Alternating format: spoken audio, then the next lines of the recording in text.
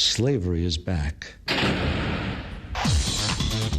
Welcome to a place where private business profit from a captive labour force, yet pennies are spent on medical services to a population in which the Indigenous, the poor and the mentally ill are overrepresented. Where isolation, humiliation and degradation are facts of life. Welcome to prison. It depends who's telling the story, I suppose. The prisoners would have one view, the people who work in the prison system would have another, and I think it's up to people to decide where the truth is. Give government propaganda and the media spin doctors the flick. And check out Doin' Time for news, views and tunes on prison issues from Guantanamo Bay to Christmas Island to prisons and detention centres everywhere. Every Monday at 4 p.m. on your community radio 3CR. We are still fired up and we're still talking about revolution. Hello and welcome to the Doin' Time show. This is 3CR Community Radio, 855 AM on the dial, streaming live on www.3cr.org.au. This is Marisa and I'll be taking you through until 5 o'clock this evening. Today on the show we've got two really special guests. The first one is Dr. Helen Corbett, and she's made an exceptional contribution to international law and transitional justice through her work in Indigenous rights and educational institutions in Australia and abroad. And I'm hoping that I can talk to Helen today about Aboriginal deaths in custody, building the movement to stop Aboriginal deaths in custody, and I'd like to talk to her about her personal story and discuss with her her work over the years, because she's done some wonderful contributions. And then after that, we're going to be speaking with Latoya Rule, who is the sister of Wayne Fella Morrison. We've done some extensive interviews with Latoya over the months, and as listeners are aware, Wayne Fella Morrison died in custody in an Adelaide prison. Adelaide prison guards refused to answer questions on Aboriginal death in custody, and NITV has also done some great work on this. All of the prison guards who were present when Wayne Fella Morrison became unresponsive in a prison van in 2016 refused to answer questions at the inquest into his death for fear of self-incrimination, a court has heard. So we'll be speaking with Latoya about those key points and looking at what happened with her brother, looking at what happened with the inquest and getting an update, because we did speak to her a couple of weeks ago. Wayne Fella Morrison died after being pulled from a prison transport in 2016. So pretty soon we're going to be speaking with Helen, and let me just introduce her properly before we do that. So in 2019, Curtin University awarded Helen an honorary doctorate for her foundational role in the campaign to end black deaths in custody and in the international human rights movement for Indigenous peoples. Helen grew up in Canavan, and forgive me, Helen, if I pronounce this wrong, where her activism was ignored by the fallout from nuclear bomb testing that poisoned her community. She moved to Sydney, where she campaigned, returned and completed an honours dissertation on the changing role of Aboriginal women since colonisation. And in 1984, Helen became Director of Studies at Tranby Aboriginal Cooperative College, where she enabled students to see themselves within an international community. And she found sponsorship and took students to meet Indigenous peoples as far away as Canada. And through this and other roles, Helen has mentored a generation of high achievers who continue to make their mark around the world today. And she played an important role also in instigating the Royal Commission into Aboriginal deaths in custody in 1987. And the Royal Commission into Aboriginal deaths in custody is extremely important, even though it is important to have abolition eventually. We need this document to hold police to account. And the following year, Helen became Executive Officer of the Aboriginal Legal Service of Western Australia. So let's talk more about her work shortly. It's approximately 4:05. And don't forget too that the station appeal is still going on at 3CR and that we desperately need donations even though it is still the pandemic and lockdown as well. And we'll speak to Helen soon. I really am not understanding why people aren't seeing the fact that prisons are an integral part of a public health response to a pandemic. Like you, I'm really concerned about whether the data is being released very honestly about illnesses within prison. I have suspicions it's not, but really we need very strong leadership in this country that actually cares about people inside our most vulnerable populations inside. That's what we need, and that's not what we're getting right now. 3CR, your station in struggle and solidarity. To donate, go to 3cr.org.au.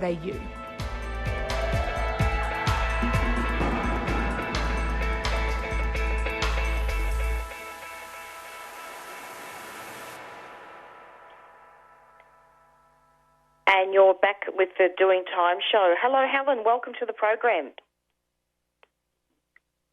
Hello, and hello to all the listeners, and thank you for having me on the program. And Helen, you're how do I say this? How do you want to be addressed in the interview? Is it Auntie Helen or Dr. Helen or both? Auntie's good. Yeah, Auntie is good, isn't it? I don't know, that was my first instinct. It's so lovely to have you. And I'm wondering, Auntie, if you could just talk about what land you're from, first of all. From my mother's side, we are part of the Yarru people.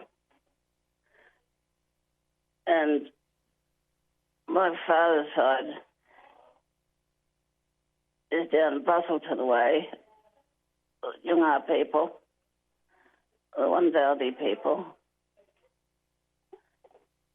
And so we're one of the 7 main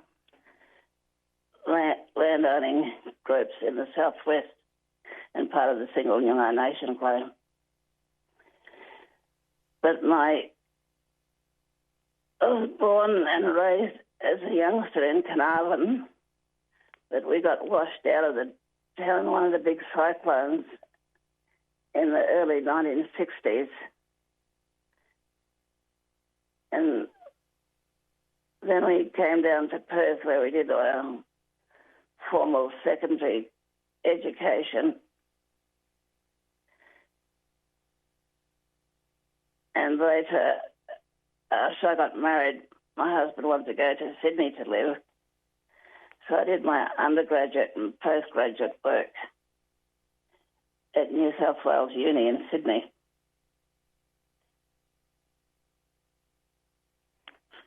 That's great.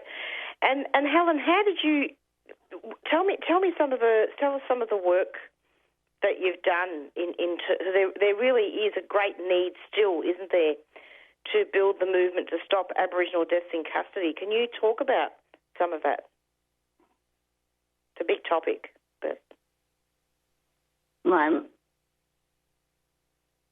main issues in the beginning was looking at nuclear disarmament, because as you're saying in my introduction, we were nuclear sprayed with the atomic bombs that went off in Montebello. And similar to the nuclear bomb testing at Maralinga, the officials had advice not to push the button because the weather conditions had changed.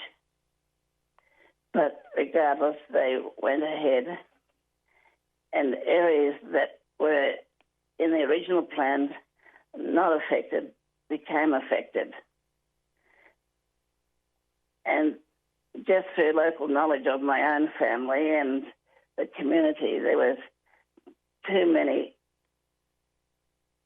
of us who were born in the same year when the nuclear bomb testing was done, that now today we have cancer-related diseases, and people have been dying all too frequently, and that's for both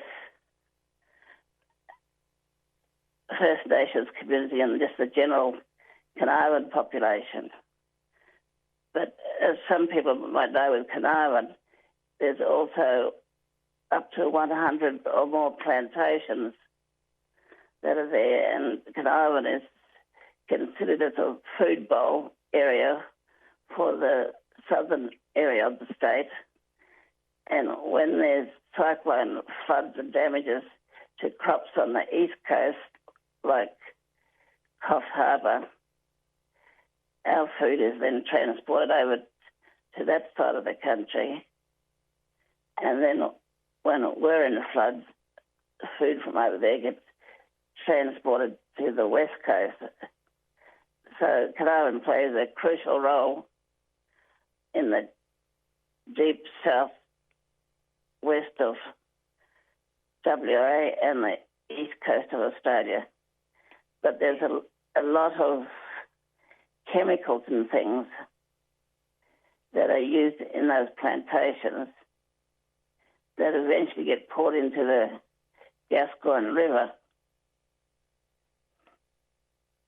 One of my future projects I'm interested in is to study the health of the Gascoyne River from its beginning right down to Gordon Town, or what we call Carnarvon, Gunyadu, because along the way you've got a lot of mining tailings that pass into that river system, come down through Carnarvon, and then the river delta then opens up into the Indian Ocean and spreads out over into the southern Indian Ocean. Yeah. And I was in Carnarvon a few years back for a family funeral, and for the first time I was at the market and I found some community members standing up there and protesting about the fluoride that was in the water. They wanted the Shire Council to stop using it, and they had graphic images of the dental health of townspeople, and which were quite horrific to look at, but it really made the point that something was deeply wrong with the river system. You know, I think, well, if that's happening to those fellas, it must be happening within my own community as well. So I signed a petition supporting what the group wanted, but I only go home when there's a funeral. So, Auntie Helen, you were involved with you were actually at the nuclear testing when it happened? I was born in those years. Yeah. Those overlapping years. And would you say that actually sparked your work, that it actually got you to have a passion? Because that's really genocide, isn't it, of Aboriginal people? Yeah, I shared a flat with the well-known Aboriginal activist in Perth, and the late Gloria Brennan, rest in peace, and her family came from Desert Way. She was a Wongai woman, and she died some years ago now, but she always insisted that her death was related to being nuclear sprayed from Maralinga. And it's still going on. It's still going on now, isn't it, Auntie? All the dumping of nuclear waste and testing. Yeah, I read the very thick report on Maralinga and what took place, and I was watching a Four Corners program not so long. So even though they say they've cleaned up, there hasn't been really a major consideration of cleaning up and looking at the after effects of the bomb testings. Yeah. And I have no proof, but I've just heard it through networks that the tailings from that nuclear area in Maralinga are spread along some of the tracks leading from the Perth casino into the city. Yeah. There's quite a few high-rise buildings along that track. And so I don't know if people are sitting in the trains, every day to and from work, realising that they're actually travelling on nuclear tailings. Yeah. There's a lot there, and I'm not sure if you're aware, but there's a Friends of the Earth here in Melbourne, and there's an anti-nuclear campaign going on, and it's all over Australia. So that there's still a lot of work happening with that. So, Auntie Helen, could you talk a little bit about your international work and how apparently you were involved, and I want to see if this is true, I mean, I'm sure it is true, in helping to look at the Royal Commission into Aboriginal Deaths in Custody to create that. Is that right? Yeah. Why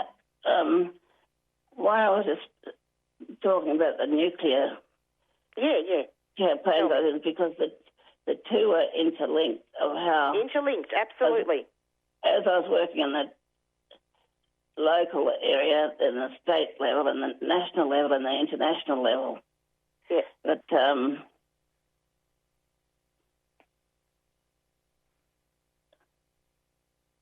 when I was doing my undergraduate work in New South Wales, I would come home for the semester breaks and I would do volunteer work at the Aboriginal Legal Service. Yes. And I was a trained stenographer. And what happened was our legal staff would go out to country areas and come back with paperwork. And on one occasion, we had to revise 200 cases, the paperwork for them, because the judge wouldn't accept the type of paper that we were typing on. And so the paper was too thin and didn't fit the court specifications to receiving documents. And so the lawyers were all operating with tape recorders, and they would come back from the bush, dust off the dust, pile up all the tape recorders and distribute between the typing pool. And so for a full week, we would get the voices of our mob telling their stories to make appeals for the judgments that they received from the JPs in the various towns there. Much later, when I was involved with ALS, I became involved in trying to dissolve the JP system, because the JP system was just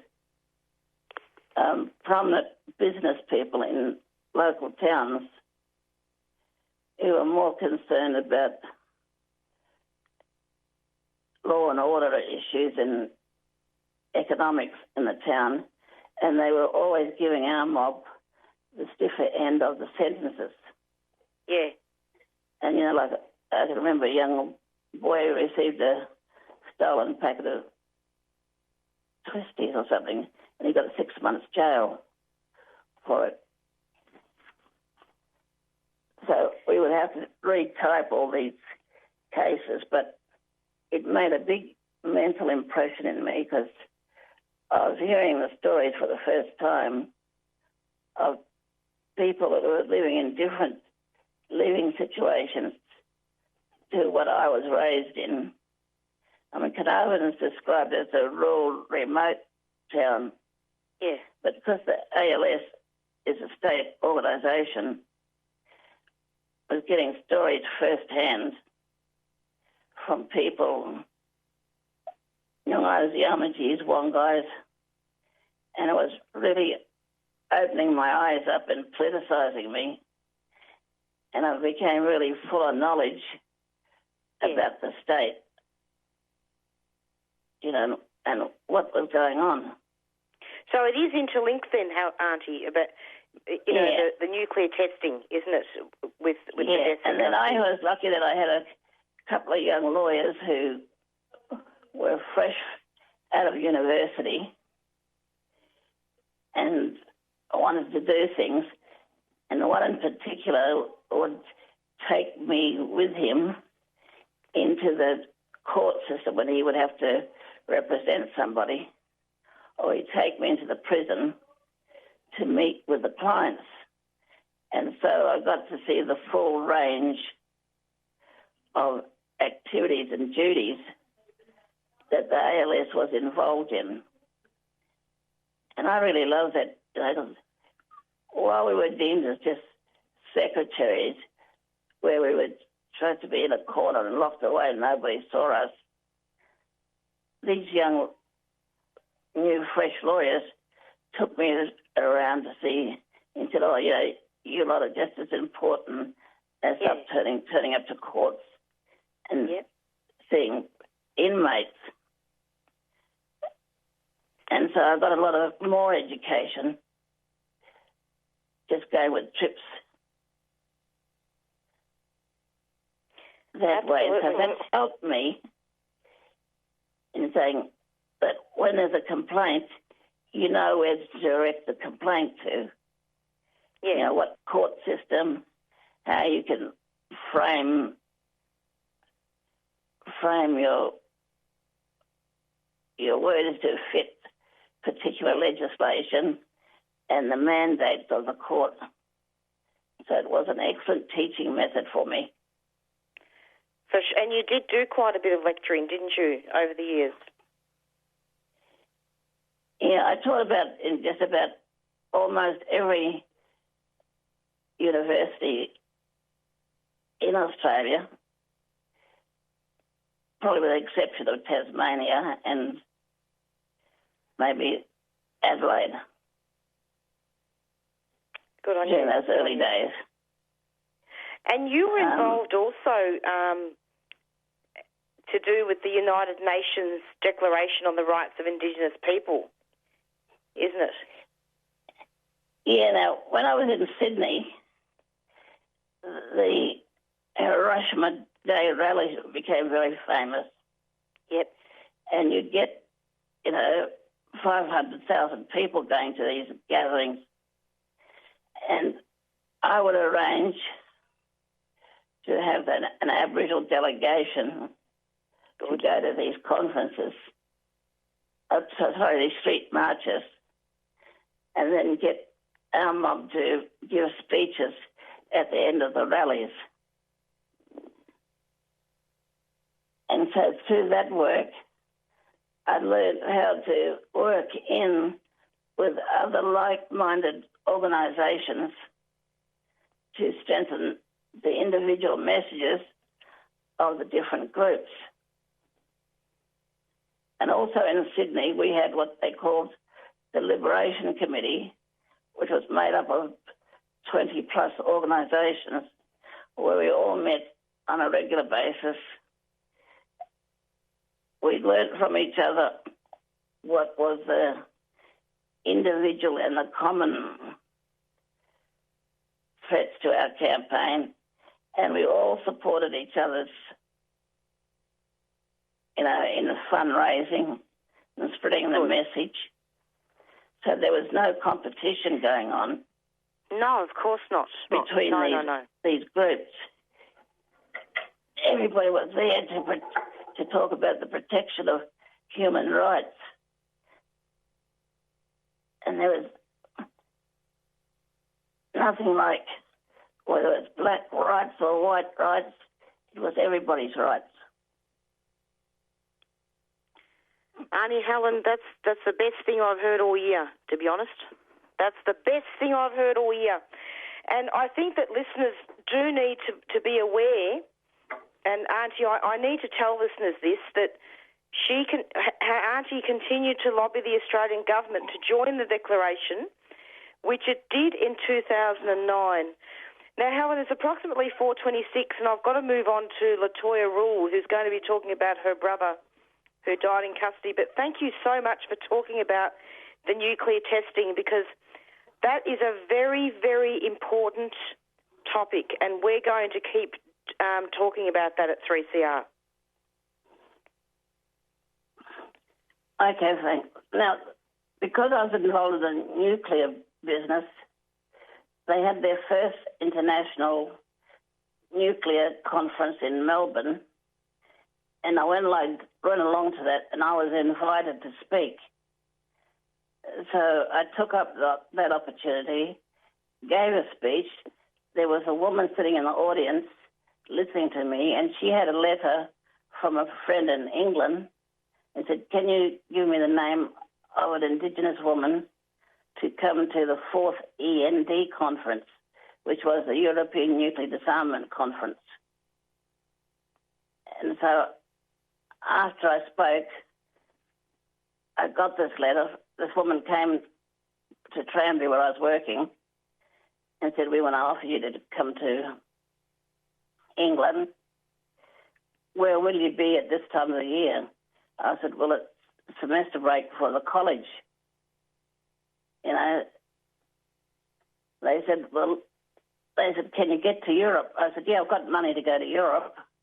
Well, when you go to Europe and you go up to Coventry where they're having this conference, international conference, can you come back to London and we'll pay for you to make a side trip to go to Switzerland to talk to the UN? And I said, okay. So since 1967, I've been making this side trip to Geneva to annually report on Indigenous deaths in custody. And that was the first time that the world heard about our mob dying in custody. And we would take tons and tons of literature down there, and every time there was a UN meeting, there'd be several workshops at the same time.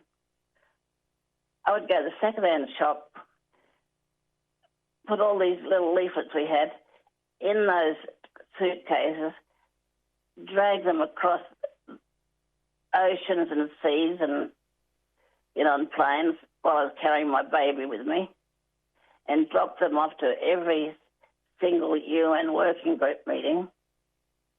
And so there's literally thousands of pamphlets handed out everywhere. And people from the other groups would come and seek me out and have conversations. And so the word just spread, and as I was saying, each year we kept going back and giving more reports. Then all the European fundraisers, they would be paying for my fare to go over, and I would give them annual reports. So they kept funding us over because they knew what work we were doing and they supported it. So finances wasn't as hard as what people thought. It was just linking in with those international groups where you'd have more opportunities than you would asking government agencies in Australia here, to fund you to get you there. I'm so glad that you mentioned that, because now listeners really understand about the international focus of the work that you were doing and the very important contribution that's been made. Auntie Helen, would you be happy to come back onto our show in a couple of weeks? Yeah, I'd be delighted to. Sorry? I'd be delighted. Yeah, because I'd really like to talk to you a bit more. I reckon we've only just I mean, it's good what we've talked about and very effective, but I'd like to have you back in about 2 weeks' time, and we can do another extended interview. Could you arrange that? Yeah, I'm here. I'm in a nursing home at the moment. Yes. So I'm not moving around, but I'm be willing to do as many interviews as you like. Oh, thank you, Auntie. I'm so happy. Thank you very much for coming onto the show. We're going to be speaking with Latoya now, who's going to talk about her brother and the inquest. So we will chat to you very, very soon in the next couple of weeks, and we'll talk more about your work. Okay. You take care. Yeah, thank you. And to all the listeners, take care of yourselves. Be safe. Absolutely. Very important. Take care of yourselves and your community and your family, because family is very important. And even a reminder for the boys inside, I have quite a few number of nephews who call me up on a regular basis and tell me what's going on, and if there's somebody at risk, and they say, "Can you help? We need something." And so I find a connection for the responsible groups that are working on the issue that the young fellows need in the prison. Overnight we get things done, and the people are taken out of isolation and work and move around in the general prison population, and they're no longer young people at risk. So it's important too for groups to work with our boys and young women inside to get them to take care of each other and call out for help, because help is there. That's and exactly as a community, right. We have to organise ourselves to don't keep it a practice of out of sight, out of mind. We have to stay focused on our young fellows inside. Definitely. All right, Helen. Auntie Helen, we'll talk to you very, very soon. Take care. Okay, thank you. Thank you. Thank you. Bye. Bye-bye. Bye-bye. You're listening to 3CR Community Radio 855 AM on digital and online. 3CR Radical Radio. Fitzroy Legal Service has launched a free information and advice phone service for people who have been stopped, questioned, fined or charged for breaching the new COVID-19 restrictions. Have you been fined or charged under the new laws? Or stopped and questioned by police for being outside? Call 0434 136 501. Weekdays between 9am and 5pm. That's 0434 136 501. Or head to fitzroy-legal.org.au for more information. You can also report incidents at covidpolicing.org.au. Fitzroy Legal Service is a 3CR supporter.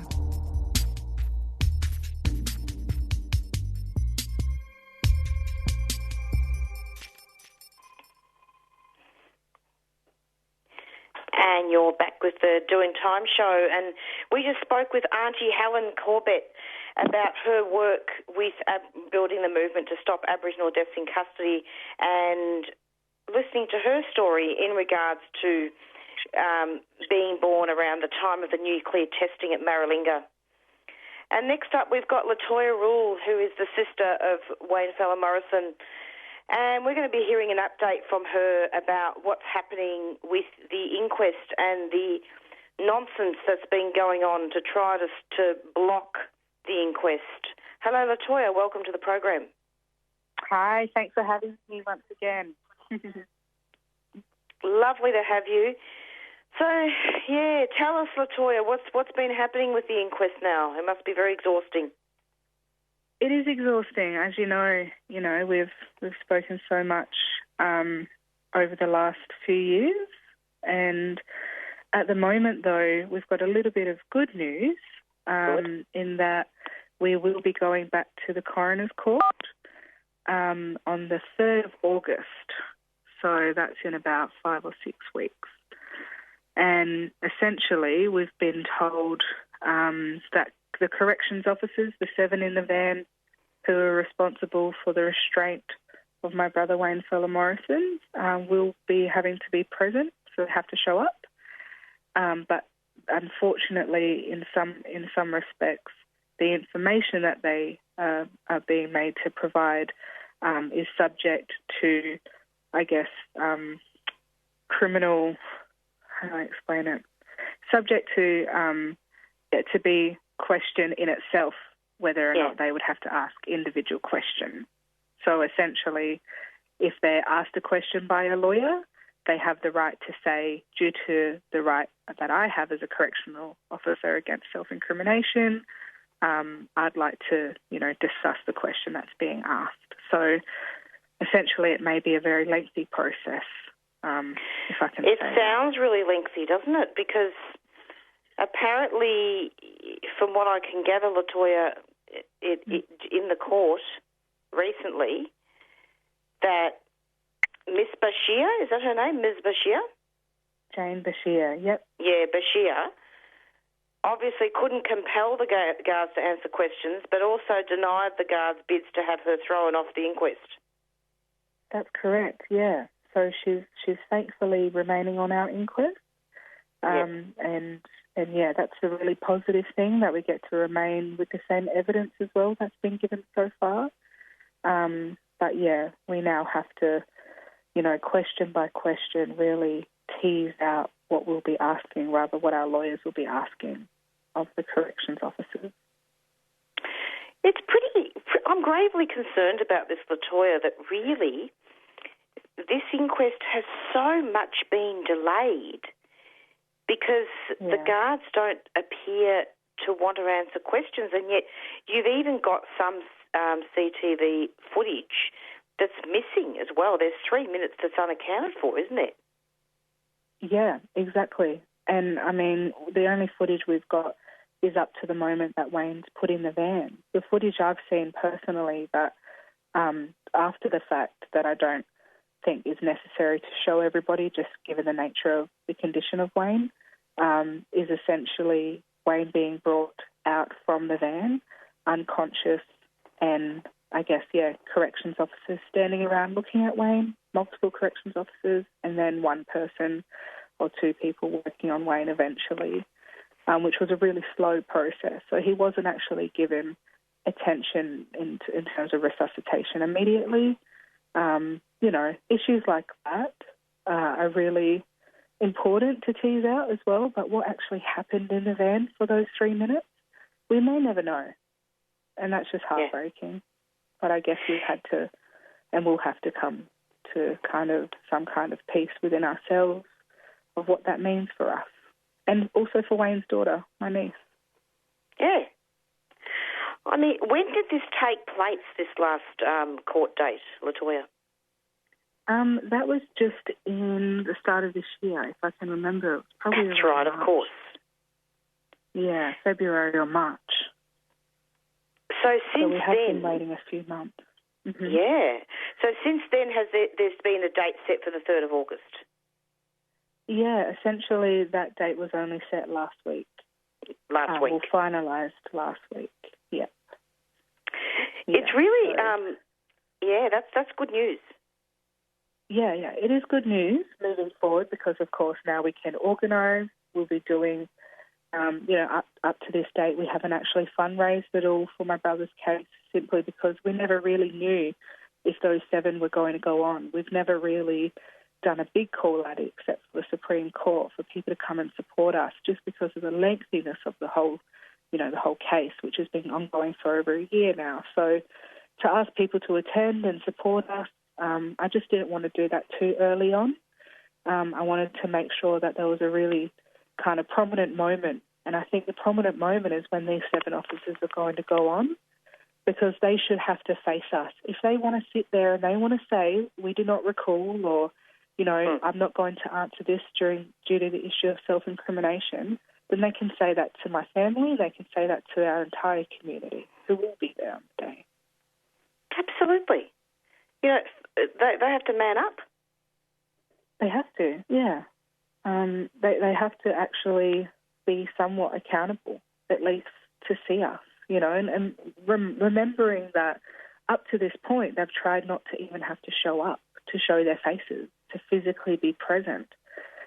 So the fact that they've lost the case to actually stay at home and in the luxury of their home and not, you know, provide the evidence of their existence, I guess, to our family, that's a small win. And I mean, it's sad, and you know, it's nothing to celebrate. But I guess, yeah, we've fought for this. We have put pressure on them for this, and it's ethically immoral for them to do otherwise. So, you know, I am somewhat happy that this has been the outcome so far. But of course, there's miles and miles to go. I mean, what? I know I've said this before, Latoya, but what I find really infuriating and rather interesting is the way that the guards are not wanting to answer questions, and they're doing everything they can to discredit Ms. Bashir. Yeah. Yeah, literally. Now, Jane Bashir is obviously a coroner who has been, you know, part of other inquests, part of other big cases, including Aboriginal people here in South Australia particularly. So it's not as though these lawyers and Coroner Jane Bashir haven't actually been in the same room in the past and haven't actually worked on cases together, or rather at least worked on the same cases for different parties. But in saying that, there's no reason for them to, I guess, remove Jane Bashir either. She's not done anything that we're upset about. She's not spoken out against them. I mean, she hasn't even said that she'll be, you know, looking to provide recommendations that pertain to the criminalisation of the corrections officers. She hasn't actually stated that. In fact, she's said the opposite of that. She actually can't make recommendations that pertain to a criminal court. It's a coroner's inquest. It's a fact. It's supposed to be a fact-finding, truth-finding inquest. That shouldn't be threatening if nobody's done the wrong thing, or even if they have. That shouldn't be threatening to be asked. But clearly, it's a threat to corrections, and they feel intimidated by a woman and families of Aboriginal people. And that's the issue of race here in SA more widely. And of course, last week we saw, you know, an Aboriginal man, 28 years old, Noel Henry, being bashed by South Australia Police. And now we've seen the head of South Australia Police here in SA say that South Australia doesn't have an issue of systemic racism or brutality. That obviously translates over into corrections as well as police, more widely with the government around how they police and surveillance Aboriginal people. So that's kind of the discourse and the messages coming from South Australia. It's one of the most racist places, and I guess I'm biased because I grew up here. No. But I don't have hope in institutional transformation here without, I guess, the accountability of these officers having to show up and actually speak for what they've done. Because already if the government themselves and the head of corrections and police are saying that South Australia doesn't have an issue, well, that translates to our case very clearly in saying that these correctional officers also don't have an issue with Aboriginal people. And that's just not true from what we know, from what we hear happens here in places of incarceration. Indeed, and Aboriginal people are overrepresented in the prison system, and they're overrepresented in courts, and in police holding cells. That's right. I mean, South Australia itself was the largest incarcerator of Aboriginal people in the last quarter since December. So they've gone up 6%, 170 people in the last 3 months, between December and 2020 March. We're a leader in incarceration of Aboriginal people here in South Australia, and yet they're saying they don't have an issue with systemic racism. Nobody else. And who was this young man that was beaten up by the police? That was Noel Henry, a 28-year-old man who was beaten by the police in Kilburn. It went viral across the media. His initial charge was resisting arrest. He has no charges right now at all of the reason why he was arrested in the first place. And the only thing he was doing was riding his bike. He suspected himself that he was being pulled over because he didn't wear a helmet and didn't have a light on his bike. Oh, yes, his bicycle. I remember this. Yeah.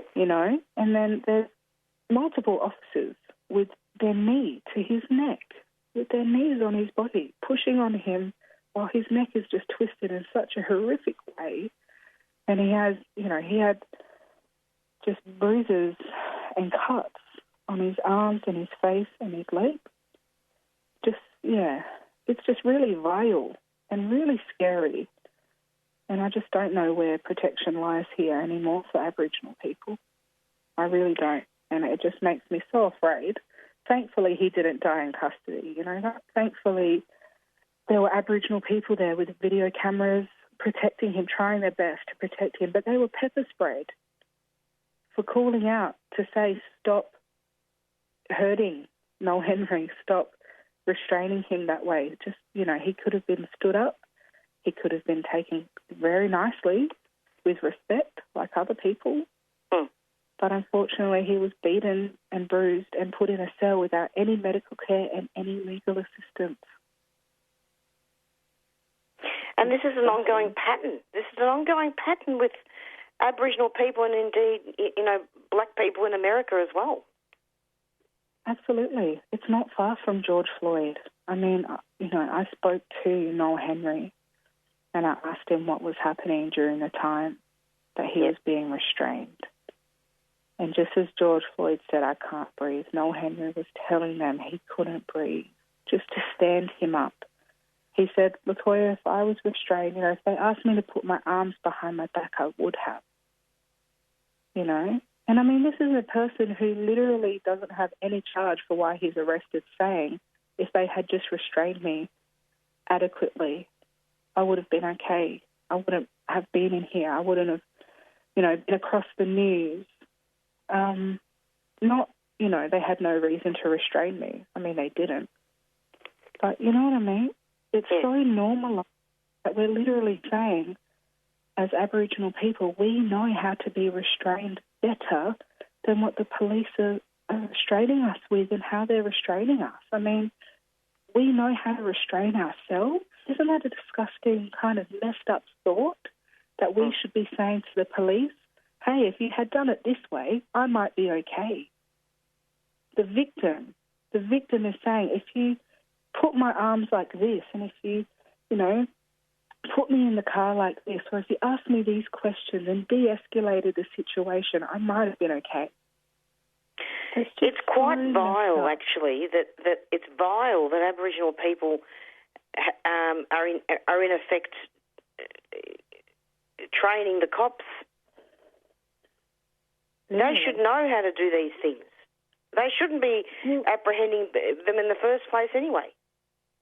Not at all. Not at all. Aboriginal people should not be in custody. But that's what I'm saying. Our communities know how to safely go about, restraining someone, for instance.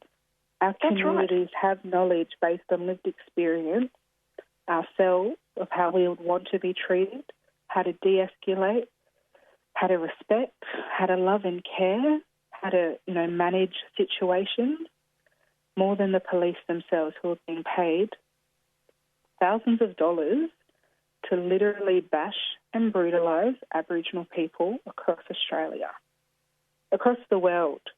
Yep. it's not right at all.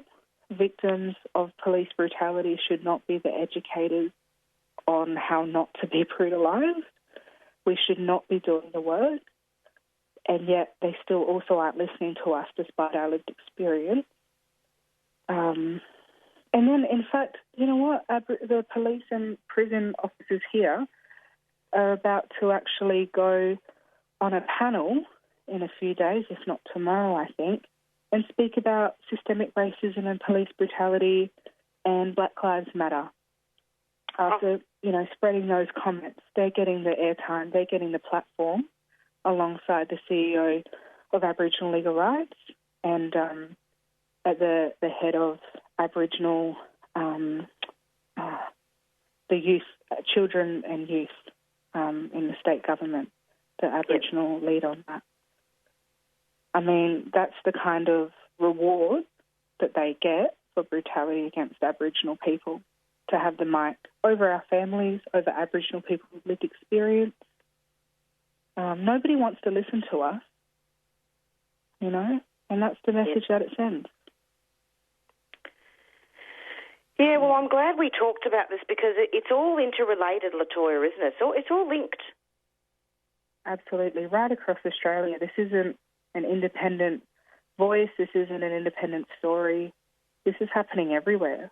The silencing continually, which is why I say, while I'm not going to celebrate these corrections officers coming to see us, to actually have to face us, the fact is that moment there is so important to our journey, because it's a moment that other families haven't even got.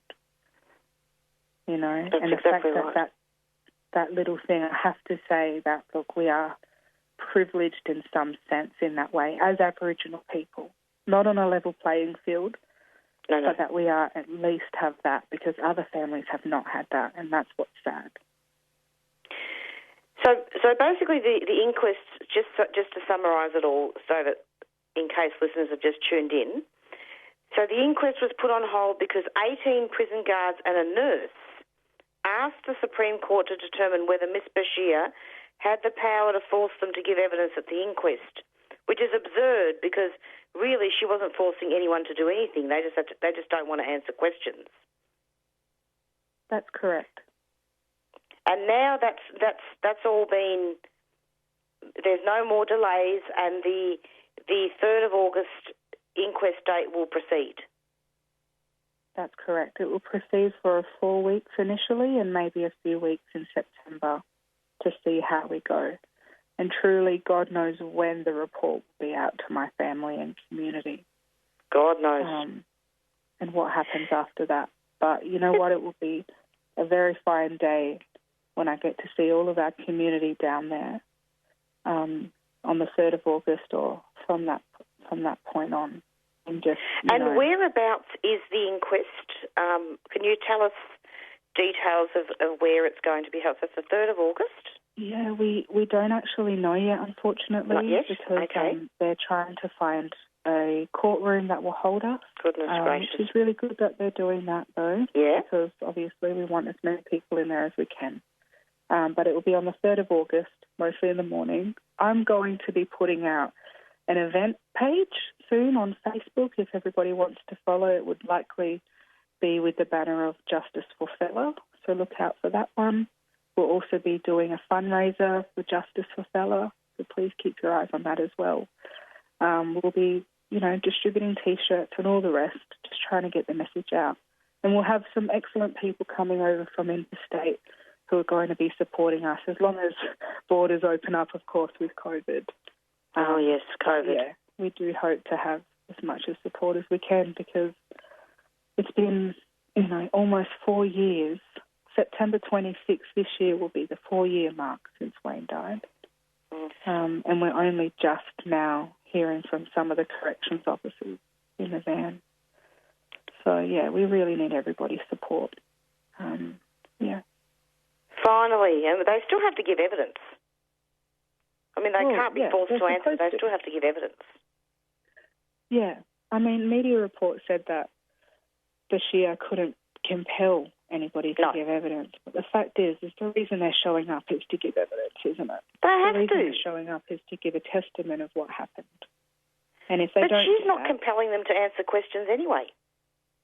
No, they should be compelled as officers. I mean, what other staff members in the rest of Australia do you think could literally witness a killing and not have to speak about it? It's honestly. Anyway, so that's all underway now. Latoya, thank you so much for coming onto the program. We're nearly at the end of it now, but I wanted to do an extended interview with you to talk about Wayne and to give listeners the good news. Well, nothing to celebrate, but it is a bit of good news about the 3rd of August inquest, and I want to wish you the very best.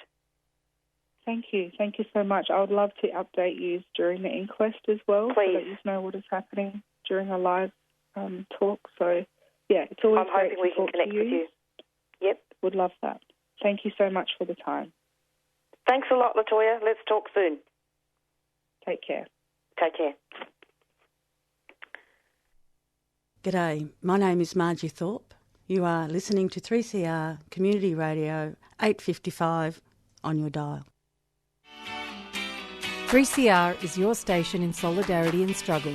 We've been with you since 1976 and we are here to stay. Throughout June, we're running a station appeal. We need the financial support of our listeners to stay independent, community-owned and radical. Jump online and give what you can. Go to 3cr.org.au.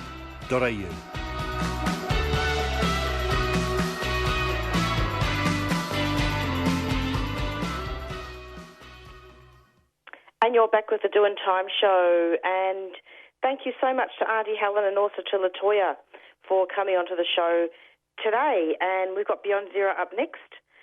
And just to update you on the 3rd of August inquest, and we'll talk about that in the next couple of weeks.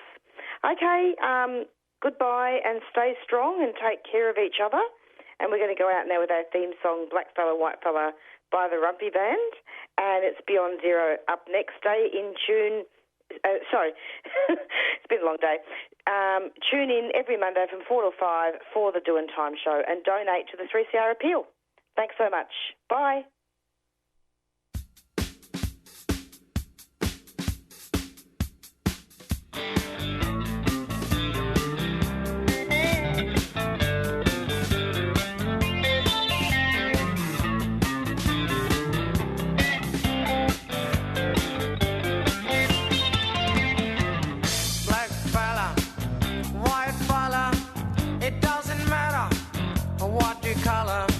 As long as you a true fella, as long as you a real fella.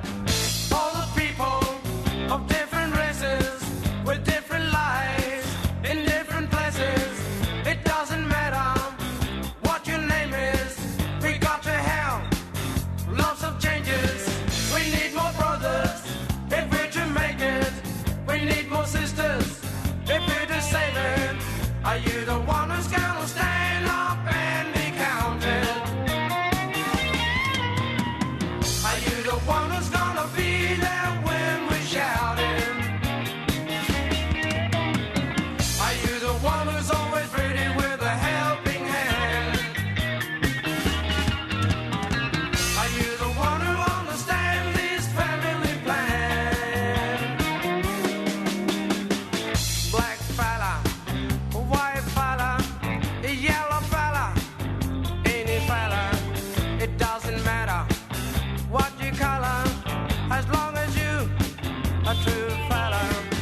All the people of different races with different lives in different places, it doesn't matter which religions, it's all the same.